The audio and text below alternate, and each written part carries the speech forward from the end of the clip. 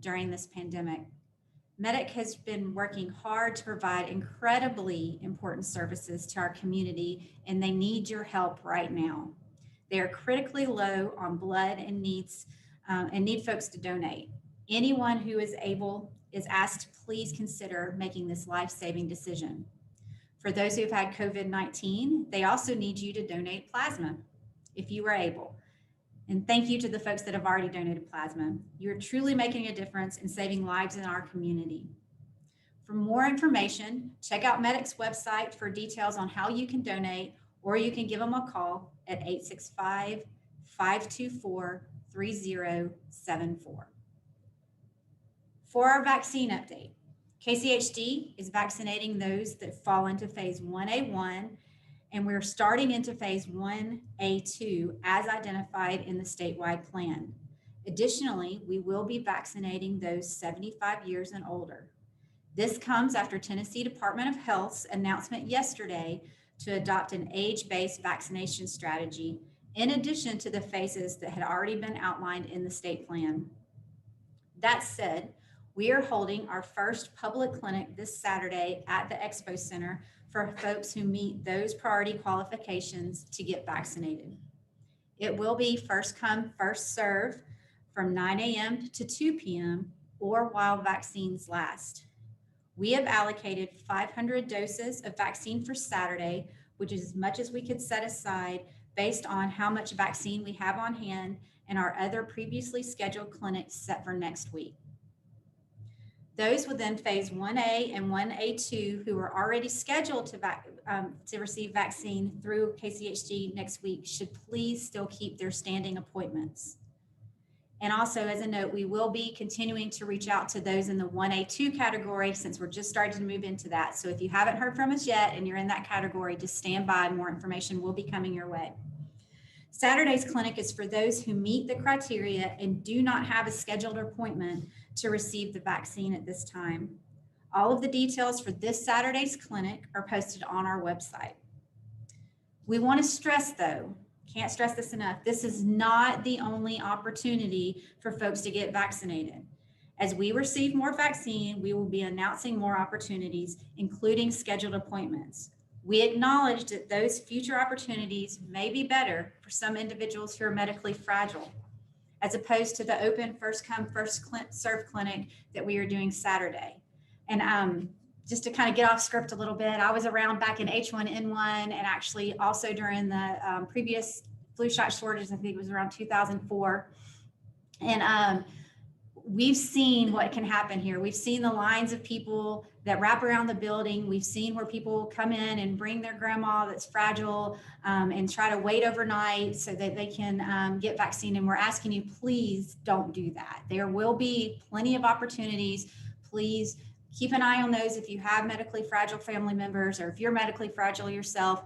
There is more opportunity to come, we promise. We want to also say that we've gotten a large volume of calls from folks who want to get the vaccine. A lot of calls are coming in. So there might be waits on our phone line as well. Keep that in mind. And we are happy about that. We are so encouraged that so many people want to get vaccine, and we want that enthusiasm to stay up. But it's important to remember again that this is one opportunity of many more to come. And while we're excited about the state's announcement yesterday to incorporate an age-based vaccination strategy, it is going to take time, not to mention additional vaccine, to get more opportunities for vaccinations scheduled. The bottom line is this: there will be more vaccine coming in the coming weeks and months, and there will be many more opportunities for you to get vaccine. There will be a variety of ways that you can get that vaccine as well to be given throughout the community, not just from us, again, in the coming weeks and months. If this Saturday is not the best time for you to get the vaccine based on your current situation, we want you to know there's other options, and we encourage you to use those. We will be sure to release additional information on upcoming vaccination clinics and opportunities on all of our social media platforms, our website, and through these media briefings. As vaccine becomes more available in the community, we are hopeful that there will be more places available for those in our community to get vaccinated. We'll use every opportunity we have to get the word out through all of our communication channels. And now I want to move into our local situation. We have 517 new confirmed cases since yesterday's report. There are 5,078 active cases. 169 Knox County residents are currently hospitalized. Sadly, we have 9 additional deaths to report today, raising our total to 324. As we previously mentioned, the Knox County Health Department continues to vaccinate those who fall within 1A, 1A2, and those who are aged 75 years and older. To date, Knox County Health Department has received 4,300 doses and has administered approximately 2,400 doses, with the rest scheduled and for Saturday and our pre-existing closed points of dispensing sites for next week. Those are closed pods, which will primarily reach groups 1A1. As you can see from our data, our daily case increase is much larger today than what we saw the previous few days. And this goes along with our prediction earlier this week that the lower case increases at the beginning of the week were due to lower testing volumes over the holidays. Now we're going to likely start to see case increases jump as more folks are getting tested, which could account for the larger volume today. We are also, though, expecting that we will see a similar drop off after the New Year's holiday. But the overall trend of new cases continues to be high. It's trending up, and that's not a good indication, especially when we look at our hospitalizations and deaths that we're seeing as well. And now with that said, we'll move on to the benchmarks. All of this data that we're going to talk about is on our website. You can find it at covid.knoxcounty.gov/case-count. Moving to the first benchmark, sustained reduction and stability of new cases for 14 days. To illustrate this benchmark, we have a bar graph that shows previous cases, new cases, and the growth rate over time. Over this time period, our case counts remain high with an average of 391 cases per day. We want to note that the data over this time period didn't have consecutive red flags. However, we have seen a sustained high volume of cases, which is not a place where we want to be as part of our community. Because of this consistent high volume of daily increases, we are continuing to represent this benchmark as red. Our second benchmark, community-wide sustained and increased diagnostic testing with consistent or decreased test result reporting turnaround time. For this benchmark, we utilize 2 bar graphs, one that shows a sample of tests conducted for Knox County residents, and another for average time between specimen collection and lab report data. Regarding testing, the total number of tests conducted has decreased since the last reporting time period, but is consistent with weeks prior. And again, we expected this. The issue we are continuing to see is with lab turnaround time. We did see an average turnaround time of 6.5 days in our community. But of note, this week we have been seeing much improved turnaround times, and we do expect the delay in receiving results to be lower in our benchmarks next week. Because of those factors for this period, however, we are continuing to represent this benchmark as red. Our third benchmark, sustained or increased public health capability. Of the cases that fall within the new prioritization structure, the goal remains to initiate investigations for new cases within 24 hours or notification and initiate close contact investigations within 48 hours of notification. Based on our internal assessment of capabilities and acknowledging the need to prioritize our case investigations and contact tracing, we are representing this benchmark as red. We continue to use our resources in the best way we can, with the understanding that resources are not unlimited, and are consistently looking at the best ways to accomplish this. We want to remind everyone to take personal responsibility and quarantine themselves at the first sign of exposure. Please do not wait for a call for public health to start taking action. Please isolate yourself if you have symptoms or have been exposed, and start calling your close contacts to make them aware so they can begin quarantining. Additionally, if you have been tested, regardless of whether or not you have symptoms, you need to quarantine until you get your results. Our fourth benchmark, healthcare systems capabilities remain within current and forecasted surge capacity. These graphs show the availability of regional hospital beds, ICU beds, and ventilators from our hospital partners.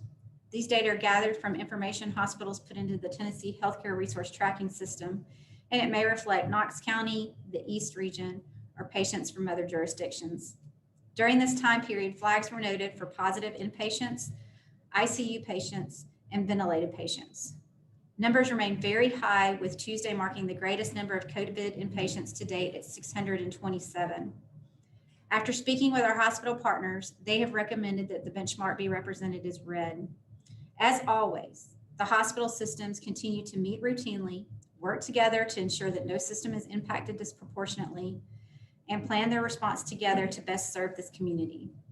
The decisions regarding how to classify this benchmark are made in concert with our hospital partners, as well as taking all of the data into consideration.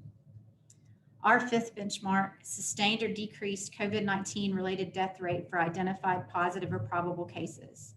For this benchmark, we use a graph that shows the reported deaths of Knox County residents by date of death. Deaths have continued to increase in our community. During this time period, we have seen 58 deaths associated with COVID-19. This is an average of about 4 deaths per day, which is up from the 3 deaths a day we reported last week. This is not a direction that we want to continue down. The information available leads us to represent this benchmark as red. And under our supplemental data section, the first chart, shows new daily COVID cases per 100,000 population. As of Tuesday, our 14-day trend line shows 83 new cases per 100,000, and our 7-day trend line shows 60 new cases per 100,000. The second chart shows the percent positive for COVID-19. This data is received from the Tennessee Department of Health, and the 7-day average for percent positive in Knox County at the time this was pulled was 20.8%. And now I will open it up for questions. All right, please go ahead and submit your questions into the chat feature.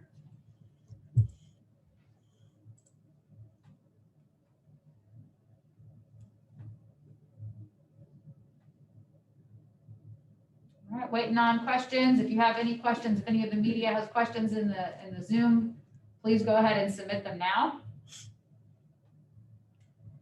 We do have one question from Scott Barker with Compass. The community health assessment offers a pre-COVID baseline for Knox County.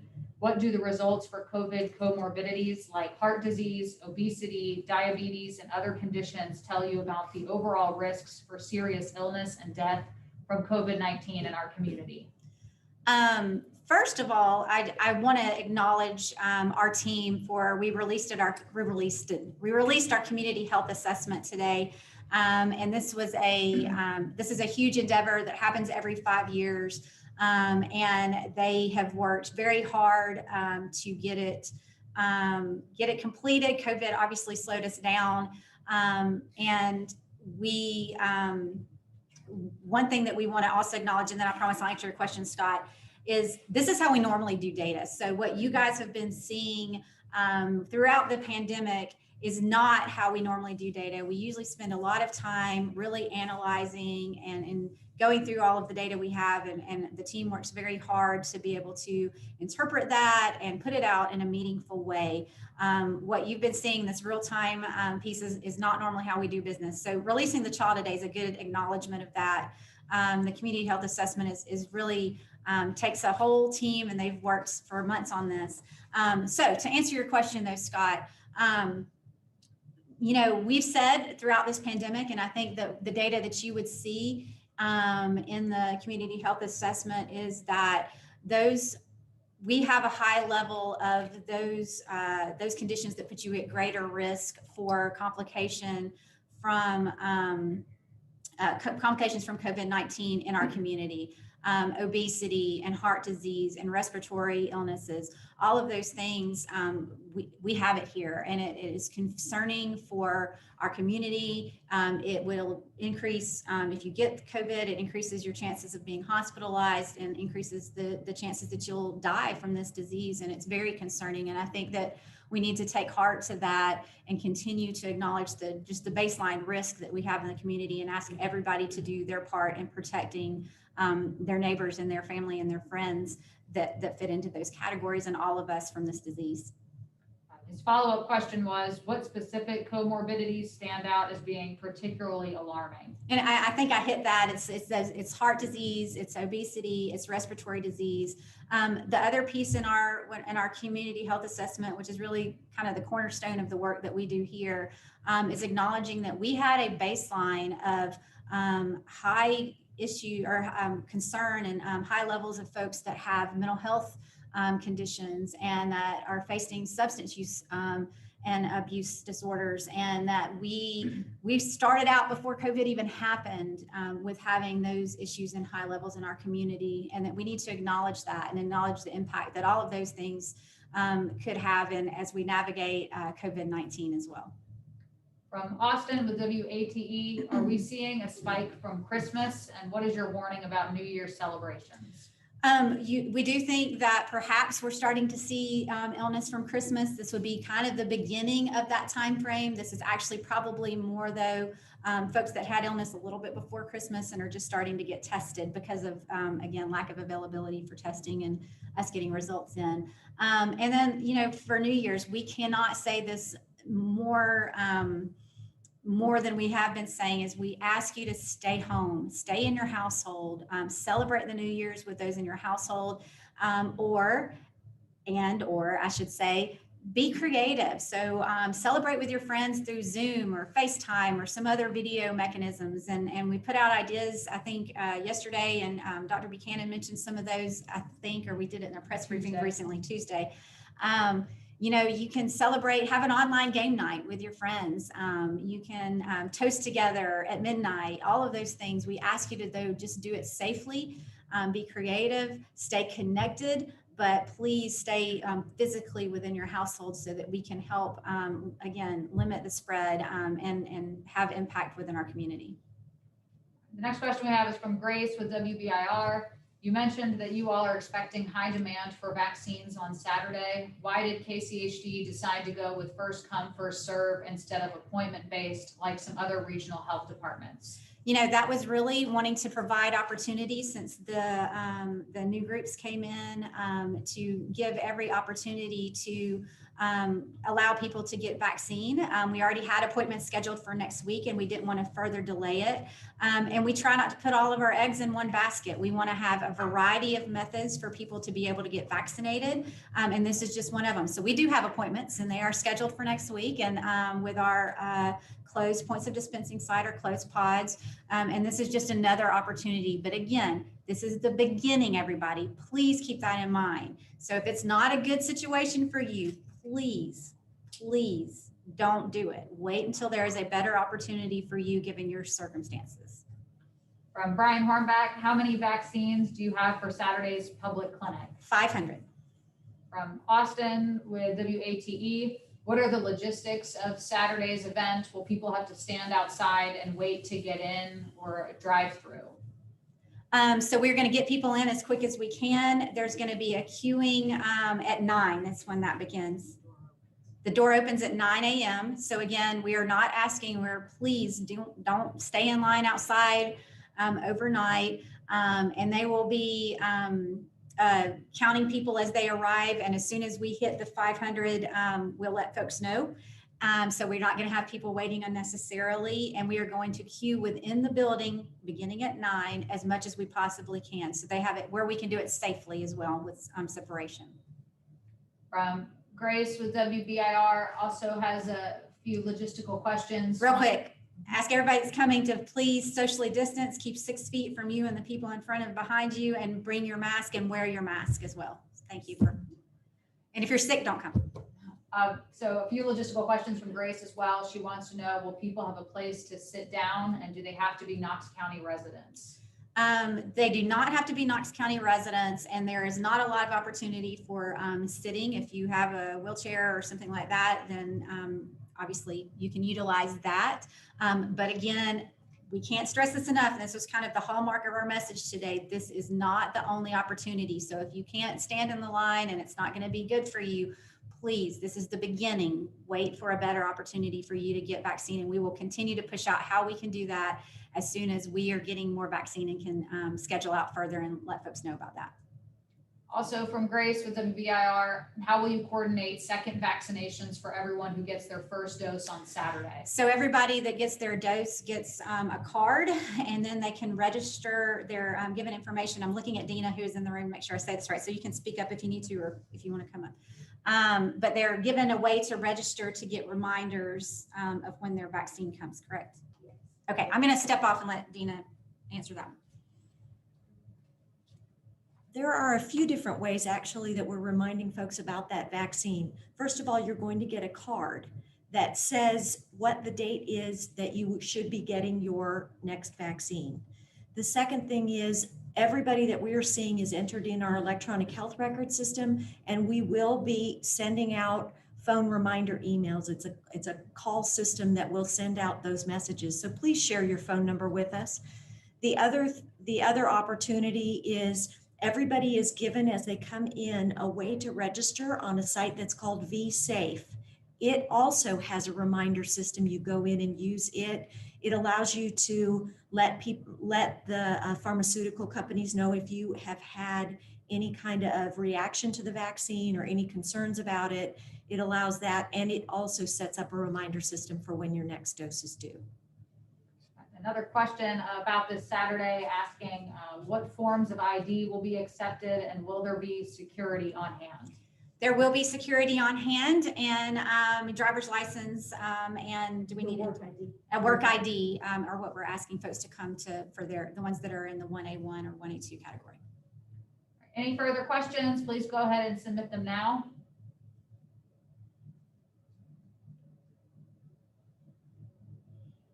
All right, I'm not seeing any other questions come in, so thank you all for your time. We will see you again next week on Tuesday for our next media briefing. We hope you have a good and safe new year.